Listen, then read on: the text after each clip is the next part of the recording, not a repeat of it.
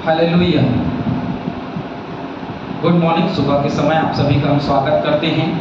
एक बार फिर से आज के क्लास में हम आगे बढ़ेंगे और आगे बढ़ते हुए निर्गमन की किताब और निर्गमन की किताब और उसका 22वां अध्याय वचन 27 से 31 पदों के बीच में आज हम चर्चा करेंगे। चैनल को लाइक करें, सब्सक्राइब करें, शेयर करें ताकि बहुत ही लोगों तक ये क्लास, ये चैनल जो है पहुँच सके और बहुत सारे लोगों का प्रेम मिला है। प्रभु का धन्यवाद हो। आप सभी की आशीष कृपा है। आप सभी ऐसे ही जुड़ें और परमेश्वर के वचन को सीखें और आगे बढ़ते चले जाएं। प्रभु का धन्यवाद हो। आगे बढ़ते हैं क्योंकि वह उसका ही ओढ़ना है, उसकी देह का वही अकेला वस्त्र होगा। फिर वह किसे ओढ़ कर सोएगा और जब वह मेरी दुहाई देगा तब मैं उसकी सुनूंगा, क्योंकि मैं करुणामय हूँ। क्योंकि पिछले क्लास में हमने देखा था कि यदि तुम्हारे भाई के वस्त्र या किसी के वस्त्र को तुमने ले लिया हो, यदि गिरवी के रूप में, या फिर ये कहें कि जब हम पैसा देते हैं उसके एवज में यदि हमने रख लिया है उस ओढ़ने को, उस वस्त्र को, तो उस वस्त्र और या फिर उस ओढ़ने को हम उसको सौंप दें, उसको दे दें, है ना। यदि हम उसको अपने पास रख लेते हैं तो फिर ये एक अलग बात। लेकिन जब वह मेरी दुहाई देगा तब मैं उसकी सुनूंगा। जब उसको परेशानी होगी कि वस्त्र तुम ले लोगे तो उसको परेशानी होगी, जब उसको परेशानी होगी और तब वो मेरी दुहाई देगा, जब वो मुझे पुकारेगा तो मुझे उसकी सुनना पड़ेगा। और जब मैं उसको सुनीगा, क्योंकि मैं करुणा में हूं। परमेश्वर के विषयों में हम देख रहे हैं और हमारे ही बिल्कुल करीब के धीरज बघेल जी हैं और वो परमेश्वर क्या है, परमेश्वर का नाम क्या है, इसके विषय में चर्चा कर रहे हैं और ऑनलाइन बाइबल क्लास में लगातार विषयों को डालते हैं। तो परमेश्वर करुणामय है। परमेश्वर को श्राप देना और ना अपने लोगों के प्रधान को श्राप देना, अपने खेतों की उपज और फलों के रस में से कुछ मुझे देने की से विलंब न करना, अपने बेटों में से पहलौठों को मुझे देना। तो ये परमेश्वर की आज्ञाएं हैं जो उसने आगे चल करके दी। वो चाहता था कि ये आज्ञाएं उसमें पूरी की जाएं, कि वो करुणामय है।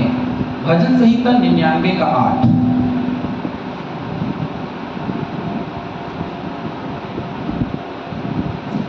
मेरी बाइबिल काफ़ी पुरानी हो चुकी है और बहुत ही यादगार बाइबिल है। ये मेरे मामा की बाइबिल है, जब वो बाइबिल ठीक गए थे शायद तब का, तो इसलिए मुझे बहुत लगाव है इससे। और ये पुरानी पवित्र शास्त्र है इसलिए क्योंकि अध्ययन यदि हम कर रहे हैं तो इसमें से ही देखना जरूरी है कि बाकी बाइबिलों में बहुत सारी चीज़ें जो हैं वो बदल करके प्रस्तुत की गई हैं। तो इसलिए भी ये बाइबिल मुझे पसंद है। तो चलिए आगे बढ़ते हैं।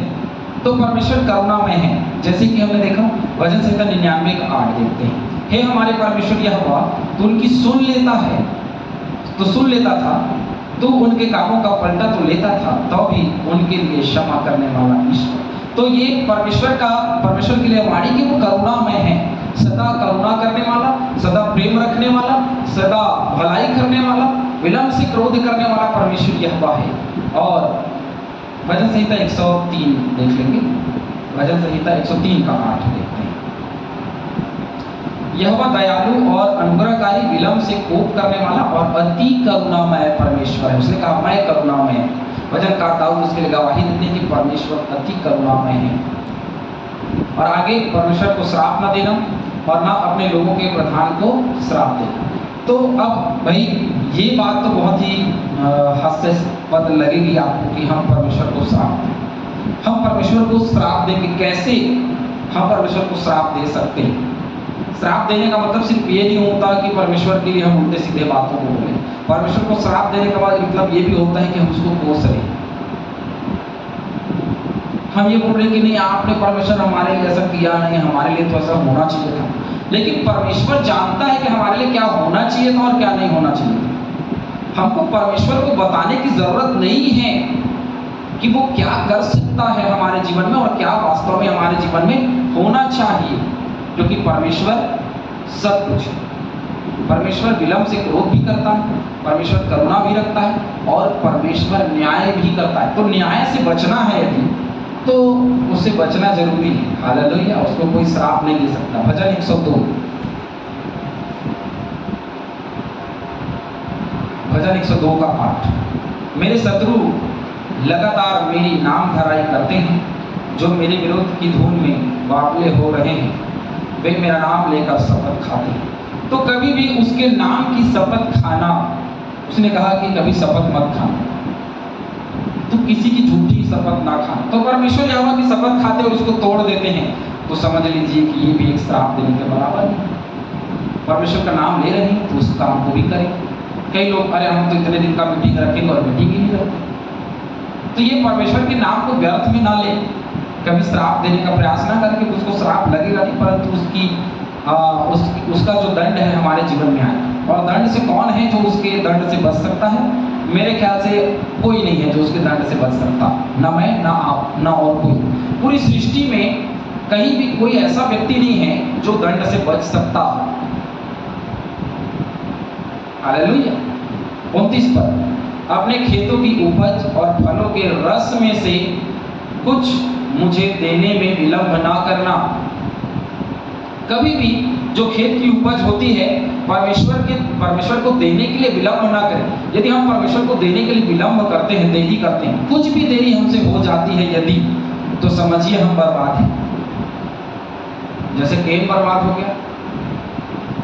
कैन को परमेश्वर ने अपने कुल से, अपने जाति से बाहर कर दिया। भैया हमको तो बाहर नहीं होना, इसलिए अपनी उपजों में से परमेश्वर को दो, अपने कमाई में से परमेश्वर को दो। सबसे पहले देना सीखें, क्योंकि देने से त्याग होता है, त्याग से ही विश्वास होता है, और विश्वास से ही प्रेम होता है। ये लगातार जुड़ा हुआ है। और प्रेम किससे? परमेश्वर से। हालेलुया। ये सब एक दूसरे से जुड़े हुए हैं, ये पंक्तिबद्ध हैं, हम इनको अलग नहीं कर सकते, है ना? एक साथ रखें उनको। तो देना, त्याग, विश्वास, प्रेम और परमेश्वर, ये रास्ता है उससे जुड़ने का। तो सबसे पहले त्याग किसका? क्योंकि धन में सबसे ज्यादा मन लगा रहता है लोगों का, उसी से ज्यादा मोह रहता है, तो सबसे पहले उसी का त्याग करें जिसका मोह है। आगे मैं आपको बोलूंगा तो आप सोचोगे थोड़ी देर के लिए। अपने बेटों में से पहलौठों को मुझे देना। हर एक वो मसीही जो प्रभु में है उसके अपने पहलौठे को उसको देना है। क्या अब्राहम की तरह? क्या परमेश्वर की तरह? क्या देना है और कैसे देना है और क्यों देना जरूरी है? नीति वचन 3 का 9 पढ़ते हैं। चलिए एक वचन पढ़ेंगे।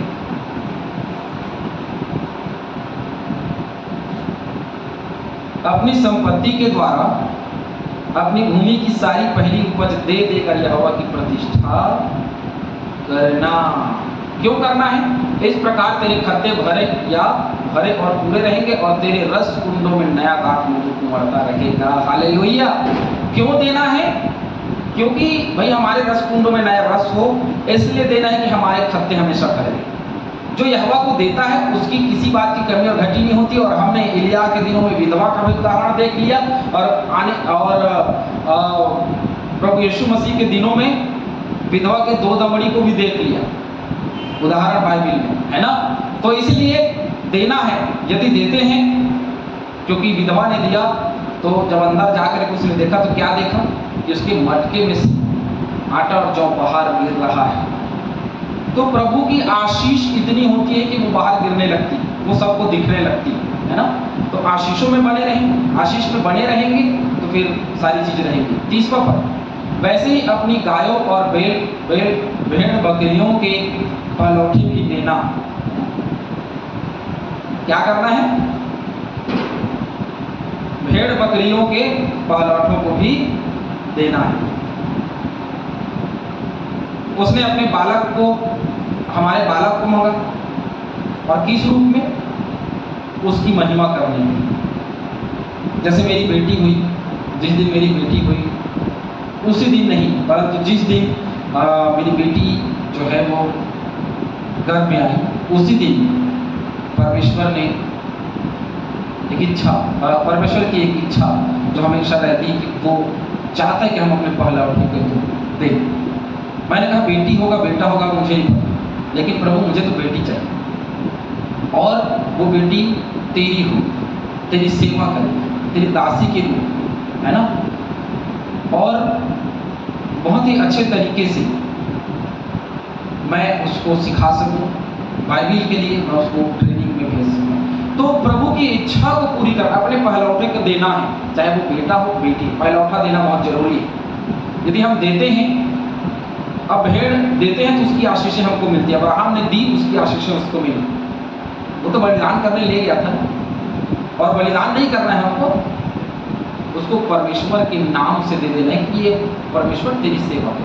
हालेलुया। क्योंकि शामिल की माता ने क्या किया, शामिल के साथ उसने उसको दे दिया, है ना, तो क्या भेंट चढ़ा दिया? नहीं। बलि कर दिया? नहीं, परंतु वो परमेश्वर के भवन में उसको दे दिया गया। वैसे ही अपने गायों और भेड़ बकरियों के पहलौठे भी देना, गाय भेड़ बैल बकरियों के पहलौठे को भी देना है।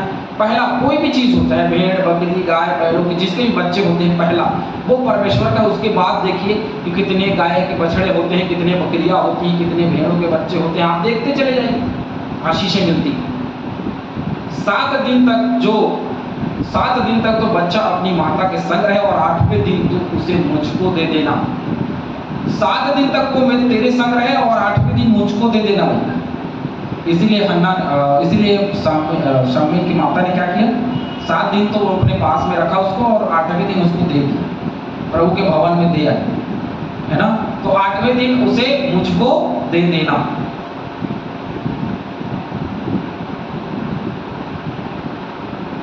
वचन पढ़ेंगे, व्यवस्था 15-19 पढ़ लीजिएगा, निर्गमन 19:6 पढ़ लीजिएगा, लय व्यवस्था 7:24। इन वचनों को जब पढ़ेंगे तो वहां आपको मिलेगा कि कितने दिन में ला करके बलिदान देना है पहलौठे। तुम मेरे लिए पवित्र मनुष्य बनना। तुम मेरे लिए क्या बनना? पवित्र मनुष्य बनना, जो आज के समय में कठिन है। इस कारण जो पशु मैदान में फाड़ा हुआ पड़ा मिले, उसका मांस न खाना, उसको कुत्तों के आगे फेंक देना। कभी भी कोई भी मैदान में पशु तुमको फाड़ा हुआ मिले तो उसका मांस मत खाना। तो ये परमेश्वर चिता रहा है आने वाले दिनों में। भैया देखिए, कोई भी फाड़ा हुआ मांस हमने खा लिया, मान लो उसको सांप काट लिया हो और बाद में उसको जंगली जानवर ने फाड़ा हो, उसके मांस खाने से हम मर सकते हैं, है ना। याद रखिएगा, कभी भी मरी हुई मांस खाने का प्रयास न करें, है ना। कई बार होता है, जैसे ग्रामीण क्षेत्रों में देखते हैं, सांप ने इस काट लिया और वो मर गया, हाथ पैर में मर गया, अरे पता नहीं कैसे मर गया, और फिर हमने उसको पका के खा लिया, पता चला सुबह हम भी मर गए। कई घटनाएं ऐसी घटती हैं जो खराब मांस खाने से मृत्यु हो जाती है। तो फाड़े हुए मांस को ना खाएं, परंतु उनको कुत्ते के आगे फेंक देना, क्योंकि कुत्ते सब पचा लेते हैं, है ना। तो उनके आगे फेंक दो, वो उनको खाएं, तुम मत खाना। तो किसी भी प्रकार से अपने जीवन को पवित्र बनाए रखो।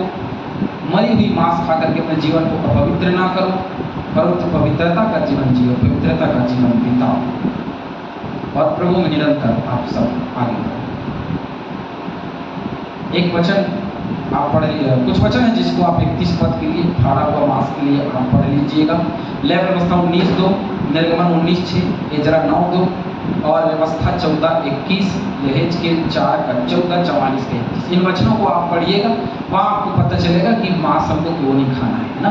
मांस नहीं खाना है यदि हमको अपवित्र नहीं होना है, पवित्र रहना है तो मांस ना खाएं जो फाड़ा हुआ है, परंतु अपनी पवित्रता को परमेश्वर के सामने बनाए रखें, अडिग रहें, स्थिर रहें। प्रभु आप सभी को बहुत आशीष। आमीन।